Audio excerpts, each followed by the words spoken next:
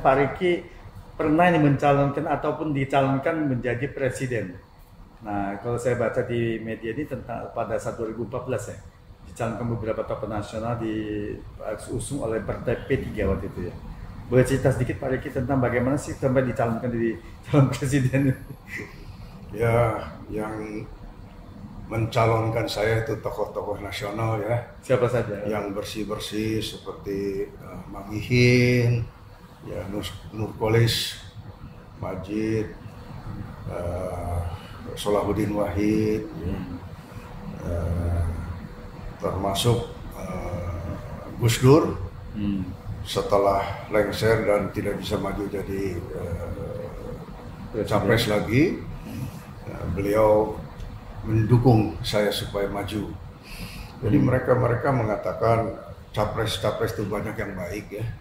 Jadi mereka ini mengatakan dan mereka percaya bahwa solusi untuk memajukan bangsa dan negara ini ada di kantong saya.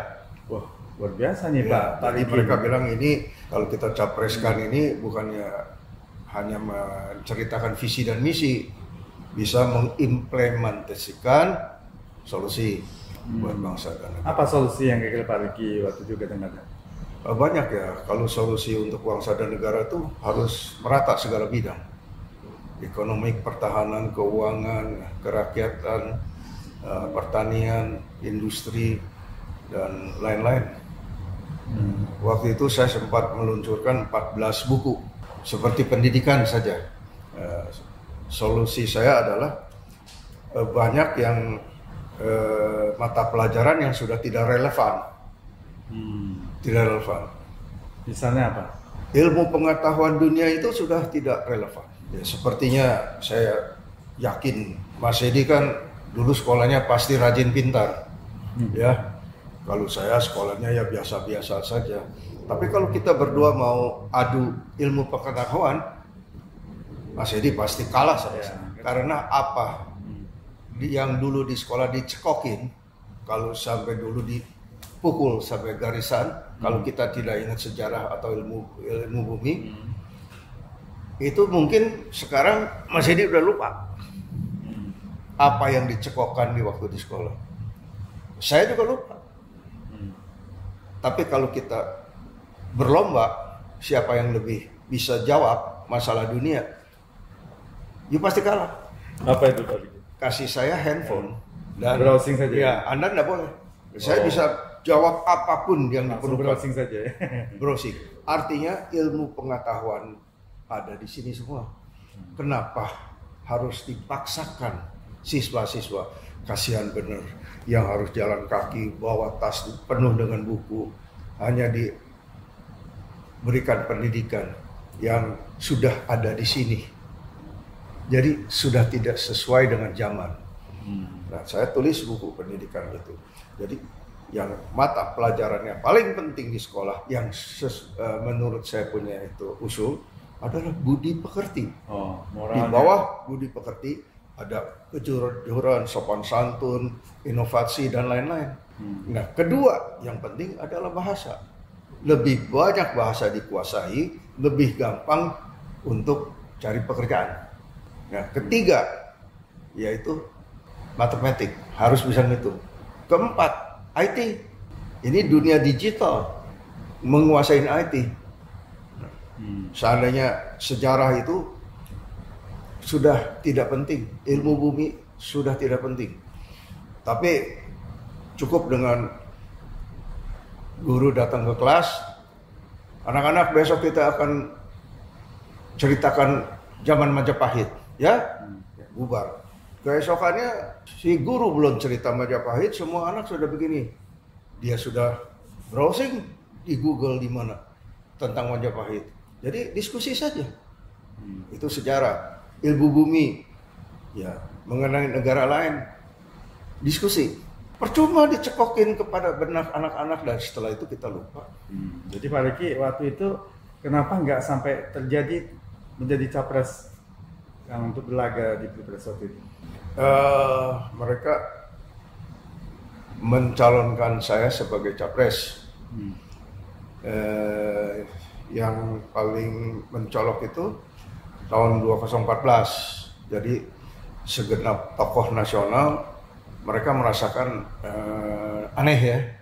Kepala desa kok boleh independen, gubernur boleh independen, calon independen, wali kota boleh independen, tapi presiden, capres enggak boleh independen. Kalau enggak boleh independen, menurut saya jangan disebut bahwa Pilpres itu pesta demokrasi rakyat. Rakyat nggak punya hak pilih loh. Yang punya hak pilih hanya ketua umum partai. Si Anu, 2-3 orang.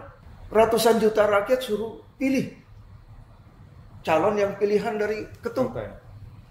Semestinya dari berbagai daerah, ya ini jagoan kita dari Aceh, ini jagoan kita dari Maluku, ini jagoan kita dari Bali. Nah, dikonteskan. Dan dikonteskan juga jangan adu orasi ya. Tertulis konsepnya. Solusi untuk bangsa negara itu tertulis.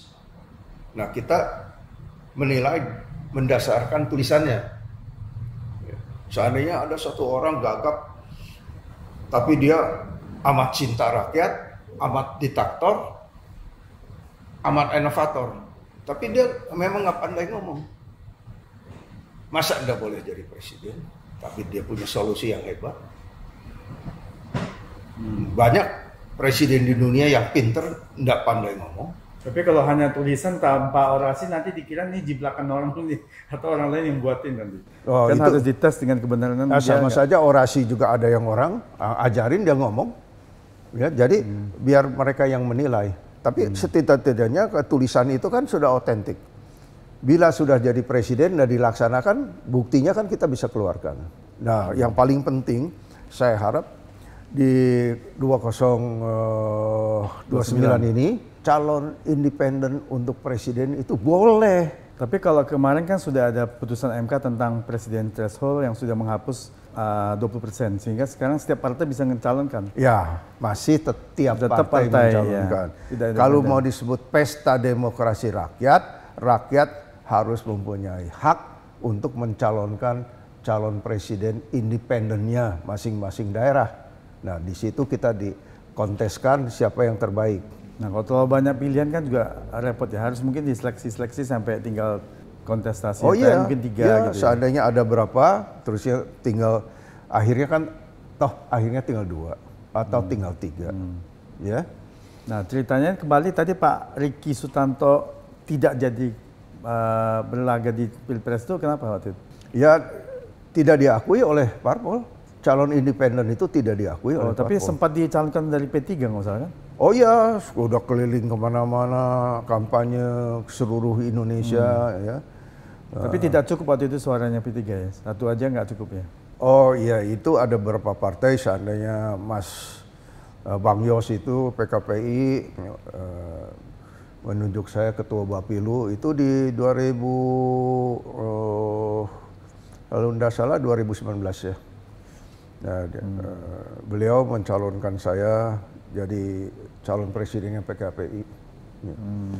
Tapi waktu itu kan threshold udah kuat ya. Iya, threshold. Jadi ada kemajuan lah sekarang kalau setiap partai boleh mengajukan itu kemajuan ya.